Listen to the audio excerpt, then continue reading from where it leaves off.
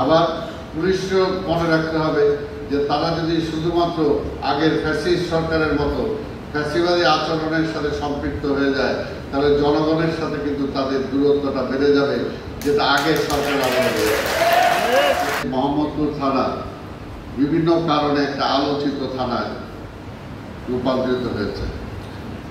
যে আগে যে পরিস্থিতি ছিল তার চেয়ে অনেক উন্নত হয়েছে, আমার মনে হয় সবাই অ্যাকসেপ্ট করবে। তবে এটা আরো উন্নত করা দরকার, আবার একটা জিরো পর্যায়ে আনা দরকার। আমাদের রাজনৈতিক নেতৃবৃন্দ কর্মীদের ইতিমধ্যে আপনারা জানেন যে আমাদের নেতা দেশনায়ক তারেক রহমান একদম স্পষ্ট নির্দেশ দিয়েছেন যে আইন শৃঙ্খলার ব্যাপারে জিরো টলারেন্স। কোথাও আমাদের কোনো রাজনৈতিক নেতা কর্মীও যদি কোথাও জড়িত থাকে, সেই ব্যাপারেও কিন্তু তাদেরকে আমরা মার্জনা করব না। আমি ইতিমধ্যে কিন্তু আমরা সেটা প্রমাণ করেছি এবং আমরা আইন রক্ষাকারী যে কর্মকর্তা আছে তাদেরকেও আমরা বলেছি এই বিষয়ে আমাদের সহযোগিতা সবসময় পাবেন।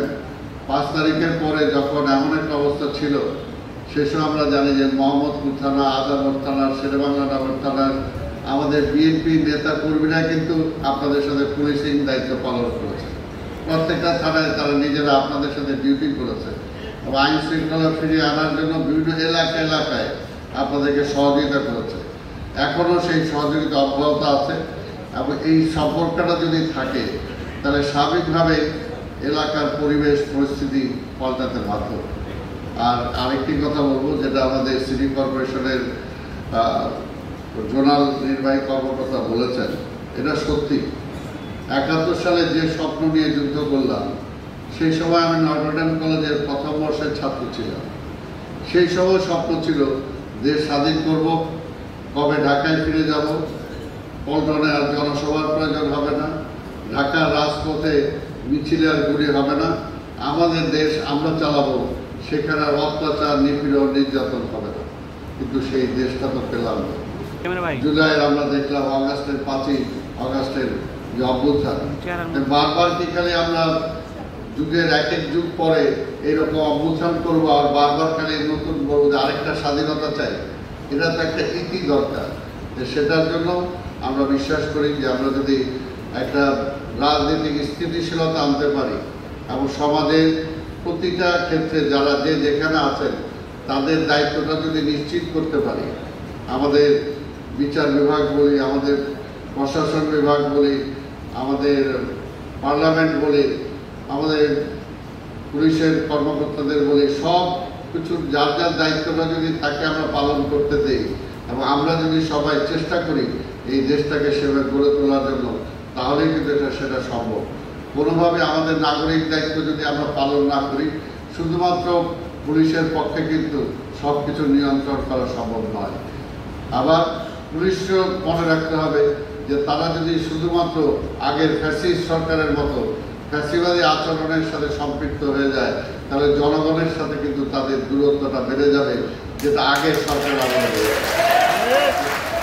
পরস্পরের সহযোগিতার মধ্য দিয়ে আমরা বন্ধু, পুলিশ হবে আমাদের বন্ধু, যেটা বিশ্বের বিভিন্ন দেশে আমরা দেখেছি যাই, সেখানে আমাদের এখানেও ছিল। কিন্তু আমরা জানি এই গত ফ্যাসিবাদের আমলে যে কথাগুলো আমরা বক্তৃতায় বলেছি, আমিও যেগুলো বলেছি, সেই কথাগুলো যদি শুনতো সরকার, তাহলে তো আজকে একসাথে হতো না।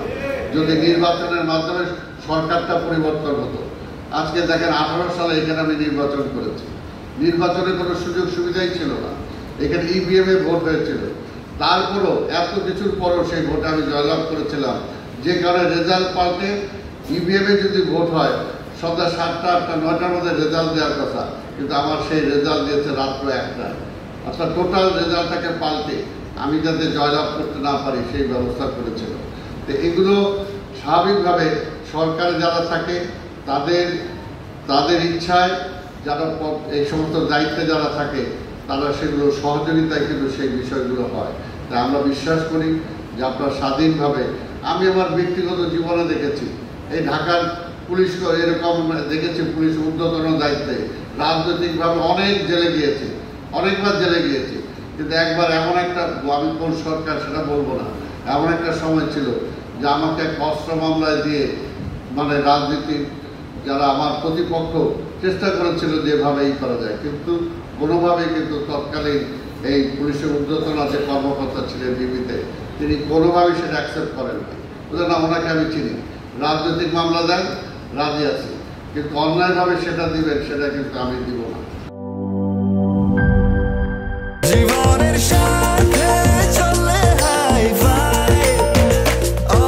স্বাস্থ্যকর অল টাইম, সব সময় অল টাইম হেলদি লাইফ।